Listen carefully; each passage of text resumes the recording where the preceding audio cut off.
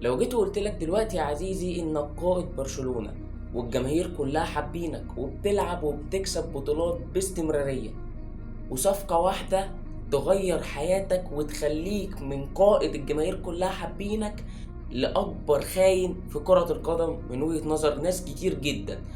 ده مش فيلم يا عزيزي، دي قصة لويس فيجو صاحب أكبر خيانة في عالم كرة القدم. خليني اقول لك الحكايه اللي هزت عالم كره القدم وغيرت التاريخ للابد. في اواخر التسعينات لويس فيجو كان واحد من افضل لاعبي العالم، وكان في البرايم بتاعه حرفيا مع برشلونه.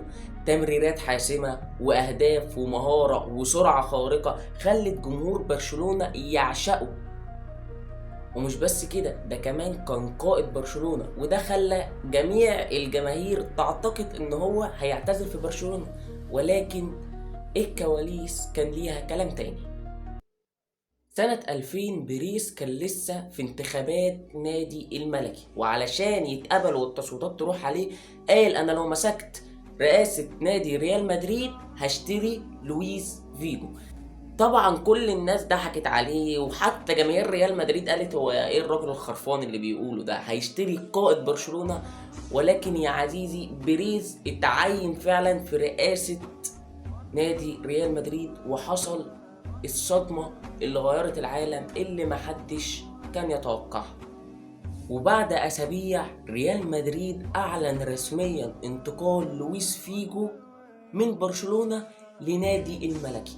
وساعتها العالم اتهز والإعلام كله اتجنن والجماهير ما كانتش مصدقة، لأن انتقال قائد برشلونة لنادي ريال مدريد الغريم التقليدي وكلاسيكو العالم كان وقتها مستحيل. ولكن لا مستحيل تحت الشمس، ولويس فيجو اتحول من قائد محبوب كل الجماهير بتحبه لأكبر خائن في تاريخ كرة القدم.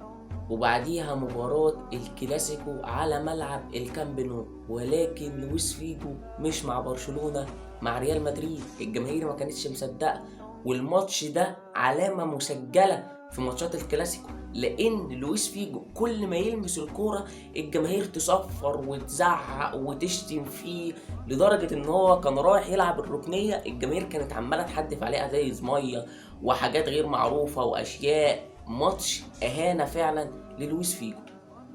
ولكن رغم الكراهية الكبيرة للويس فيجو، بس كان واحد من أساطير ريال مدريد وكسب معاهم بطولات كبيرة وكان هداف، وبرضه كان بنفس الستايل اللي كان في برشلونة. وفي النهاية يا عزيزي أنا عايز أعرف رأيك، إذا كان انتقال لويس فيجو لريال مدريد صح ولا لأ، وإنت من وجهة نظرك شايفه كان في ريال مدريد أفضل ولا كان في برشلونة أفضل؟ بس ريال مدريد برضه كسب معاهم إنجازات وحقق بطولات كتيرة. ولو وصلت لحد هنا من الفيديو فما تنساش توحد الله وتشترك في القناة. عزيزي عمالين نقول لك عايزين نوصل 200 عايزين نوصل 200، اشترك في القناة دلوقتي وشوف عايز نعمل لك ايه الفيديو الجاي. وما تنساش اللايك، سلام عليكم.